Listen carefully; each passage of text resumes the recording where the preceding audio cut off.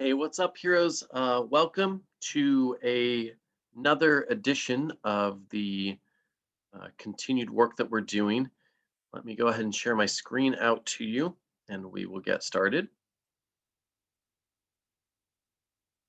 So, once again, if you don't know me, my name's Rick. I am a commercial real estate agent, motivational speaker, a proud morning hero coach, and an even prouder husband, dad.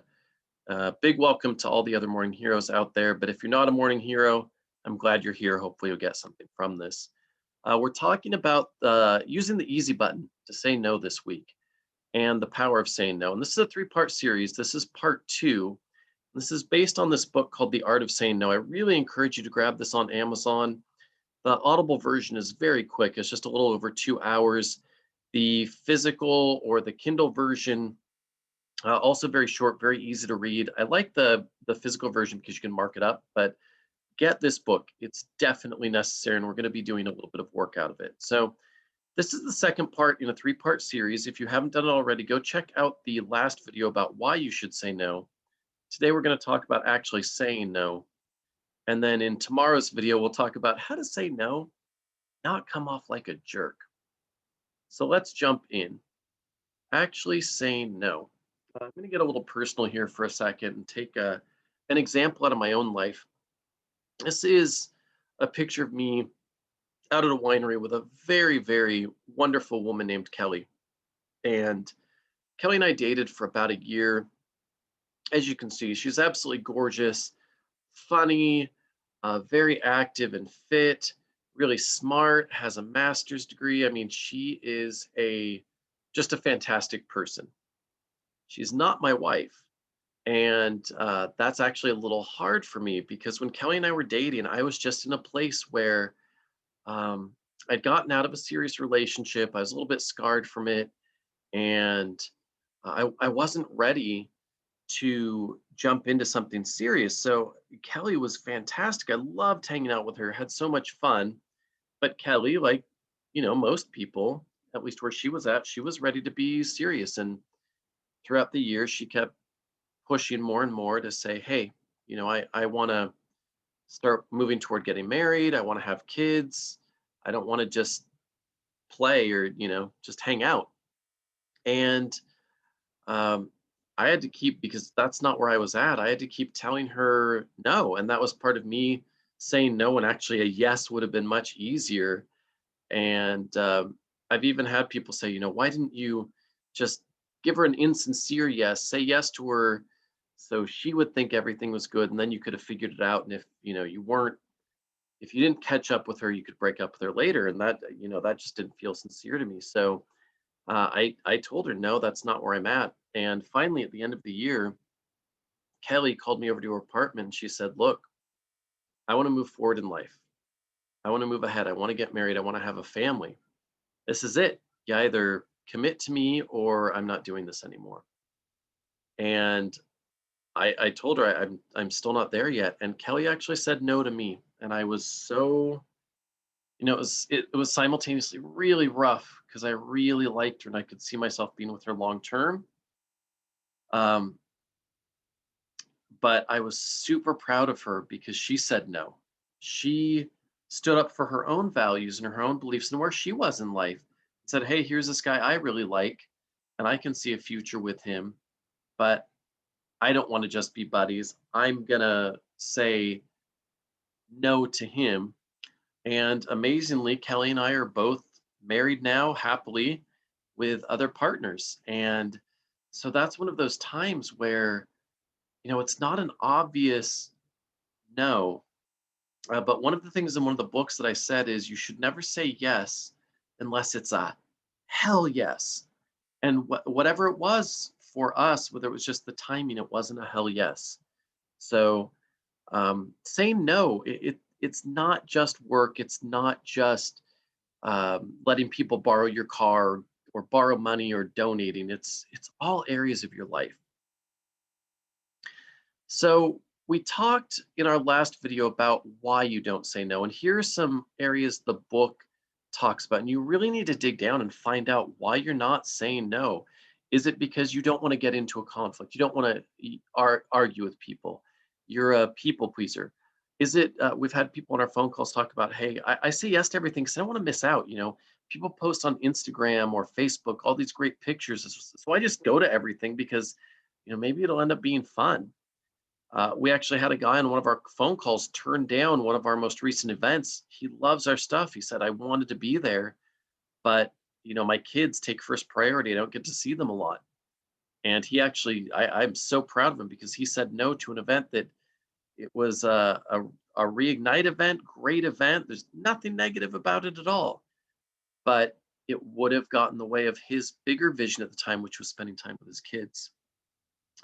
For me, it was always wanting to be invaluable, wanting to be that person that, if I said yes to everything, if I was the person like in Rotary, I was on all the committees, or back when I was in show choir, the one who set up the sound, like they couldn't get rid of me because I was necessary. I was part of it.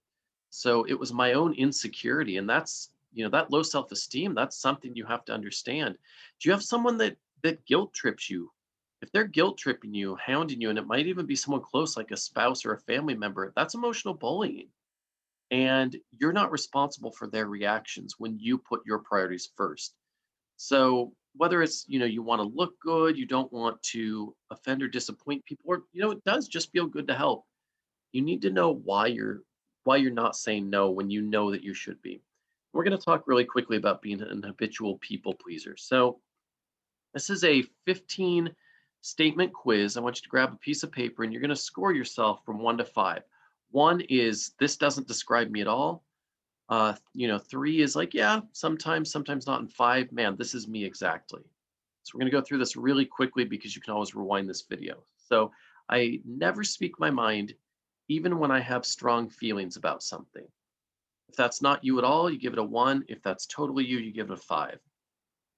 I always feel the need to smile and be overly nice to people, even when I'm feeling grumpy. 1 to 5. The possibility of conflict terrifies me. Where do you stand on that scale? 1, not you at all. 5, man, conflict totally terrifies me. I immediately feel selfish when I do something for myself. I regularly allow friends, coworkers, family members, and even strangers to violate my personal boundaries. And that could be, strangers asking you for favors, asking you for money, whatever your boundaries are. I always try to be the person others want me to be. Rate yourself 1 to 5. I regularly sacrifice my emotional happiness to make sure other people are happy. This comes up a lot, especially in marriages and close relationships. I am fearful of others' negative emotions toward me. I desperately want to be liked by others. I avoid taking initiative. That's not me, 1. If that's exactly me, it's a 5. Rejection frightens me. I overanalyze every decision concerned with how my decisions will cause others to react. Not what will the results be, but what will other people think. I soar emotionally when I receive positive feedback and crumble in despair when I receive negative feedback. We all react to things, but how big of a swing is it? I'm convinced everybody is good, even when an individual is abusive and emotionally manipulative toward me. That goes back to the guilt tripping. And then finally, saying no, or even thinking about saying no, fills me with an immediate sense of dread. All right, so you're going to tally all those up. You'll get a score between 15 and 75, and this is where it will rate. So 15 to 30, you make judicious decisions regarding how to use your time and other resources. This is where you want to be. I doubt anyone's going to be at a perfect 15. We all have stuff we can work on, but 15 to 30 is a really good range. I think I'm at a 26 when I took this. 31 to 45, saying no isn't a major problem for you, and you often decline requests. The issue is you're declining requests because you actually are busy, not because maybe it's within what your bigger scope or your bigger life plan is. 46 to 60, this is where it's starting to get into the danger zone. You're driven to please people. You may not be consciously aware of it. You're highly averse to conflict, and you start to go to great lengths to avoid it. This is the the big blinking yellow light of caution. And then if you're a total people pleaser, 61 to 75, the idea of saying no is unimaginable, since doing so might negatively affect others. You are in effect a chronic people pleaser. You're putting other people before yourself. All right, we're going to end this video with some really quick tips on how to implement saying no. So the first one is to start with the small no's. A couple of ideas here. Go through your email, either your inbox right now, or look in your trash for the last 30 days. And anything, and I mean anything, with an unsubscribe button, hit unsubscribe. Even if it's the daily deals that you like, it's the newsletter that you subscribe to. Almost everybody I know, I don't know anybody who's told me email isn't some kind of a distraction. Those coupons, the newsletters, whatever you get, they will still be there a week from now if you turn around and say, yeah, you know what, I really did like getting that. But clearing that out can free up so much time. For me, it was Audible's daily deal. I love Audible books. And having them show you once a day, oh, here's a book that's only 3 or 4 bucks. That's great, right? Who's going to say no to that? But it was becoming a distraction because every day I'd open it and then I'd have to think about it. Look at the book. Do I want this? Maybe it would distract me. I'd click through and start doing some shopping.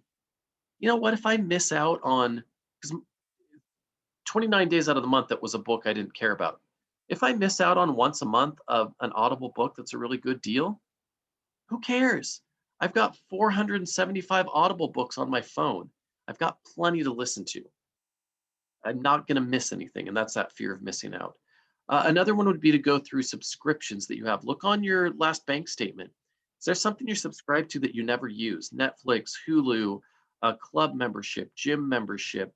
For me, I had a podcasting thing that, I wanted to do. I wanted to do a podcast, and then I realized I don't have time for that right now. I'm trying to get $500,000 in earnings. I don't have time for that. So I said no to it. Down the road, I can always resubscribe. Next one, say no by category. Already have pre-approved areas where you're going to say no. So it might be, you know what? Sunday, that's my sacred day. That's my day for my family, my day for rest and recuperation. I don't do anything, whether it's an activity or maybe favors for people. I just don't do it on Sundays. Or maybe it's an amount of money. It doesn't matter what it is. If it's more than 20 bucks, it's not in my budget. If it's below 20 bucks, I'll consider it. I don't have to say yes, but it's automatically a no if it's more than 20 bucks. Or maybe it's a type of activity, a type of thing. Maybe it's in conflict with your beliefs or values, or maybe it's, like me, I have a bad back. If somebody says they need help with something where it's going to involve me lifting stuff, it's an immediate no. It's not worth potentially throwing out my back and being bedridden for a few days or feeling like crap. So already have those ready. That way, when someone asks you, it's an immediate no. And then the last one is to focus on your yes. What is your bigger why? What is your bigger vision? Is it, I want to get debt free? That's a big one for me. I want to pay off those student loans. I want to earn that $500,000. So everything I'm asked to do, it filters through, is this going to help me move forward in my career and earn that money to do those things that I want, to pay off the debt, to get a rental income, to go on a really nice vacation, or is it going to get in the way? Is it going to help you, let your wife quit working her job? Is it going to help you get your retirement? So focus on your yes, and that'll get you exactly to where you want to go. All right, so going to wind this up so I can jump on my next call. I want to again give a shout out to Jarvis, the morning hero. He is fantastic. He will coach you for free. Go to themorninghero.com to find out more about it. An amazing guy. He's absolutely changed my life. Other than that, we'll see you in the next video. All right, heroes. See you next time.